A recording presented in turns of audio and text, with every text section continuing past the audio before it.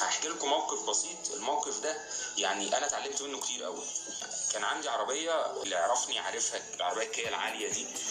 كان عندي مشكله فيها في الفتيس، يعني لفيت فيها على بعض الصنايعيه الميكانيكيه وبتاع عشان انا احل المشكله دي. فقالوا لي لا، لازم تروح لحد متخصص في الفتايس. قلت لهم فين يا جماعه؟ اروح فين؟ انا طبعا مش نعدتي، ما بتحركش بالعربيه على اي صنايع من الصنايعيه. فقالوا لي في اتنين في مصر دول، واحد منهم موجود في المنوفيه شبين الكوم، او الشخص التاني موجود في المنصوره اسمه محمد علي. الاثنين دول اللي يحلوا لك المشكله بتاعت عربيتك زي ما انت عايز. انا يعني من عادتي، اللي يعرفني كويس عارف ده كويس عني، ما بتحركش. يعني ان انا اروح اقف في طابور، انا يعني يعني ما اقدرش اعمل ده، ما بعملوش بجد. هو ده غلط، بس ده حصل بالفعل. او بقول لكم كلام مش لازم اطلع بشكل نموذجي قدام الناس كلها عارفاني على طبيعتي كويس. فرحت بتاع المنصوره ده اسمه محمد علي.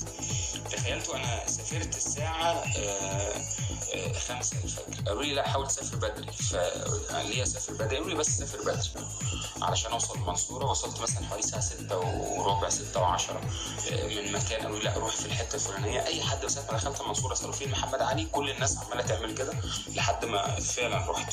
اقسم بالله انا لقيت كميه عربيات، يعني انا ممكن اكون صف، يعني كنت رايح خارج 5 ووصلت مثلا 6 وربع، وكنت 10 عربيه وورايا ناس وهو عنده يعني زي مساحه كبيره جدا بالشكل ده. وراجل اللي هو اصلا حد يعني بسيط قوي.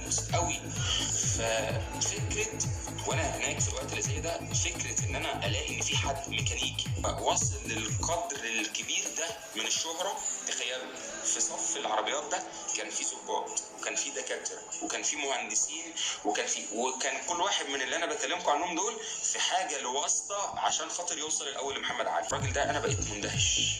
اللي انا عايز اقوله من الموضوع ده، الشهره دي ما بتجيش اولا غير من الاتقان. يعني اللعيب الكويس هو ده اللي بيتشهر، المذيع الكويس هو ده اللي بيتشهر، الصحفي الكويس هو ده اللي بيتشهر، المدرب الكويس هو ده اللي بيتشهر. فدايما تلاقوا ان كلمه الشهره لازم يكون لصيق بيها الاتقان، ان انا اكون متقن للحاجه اللي انا بعملها. ممكن تحقق اللي انت عايزه من خلال الطريق اللي ربنا يحطك فيه.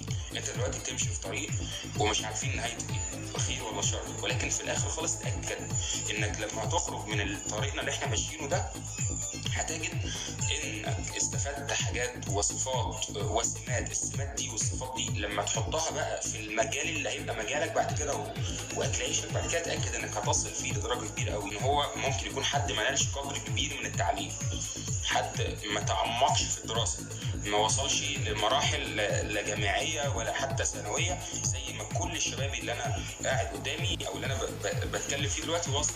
كلمه الشهره لازم يكون لصيق بيها الاتقان، ان انا اكون متقن للحاجه اللي انا بعملها. كلمه الشهره لازم يكون لصيق بيها الاتقان، ان انا اكون متقن للحاجه اللي انا بعملها.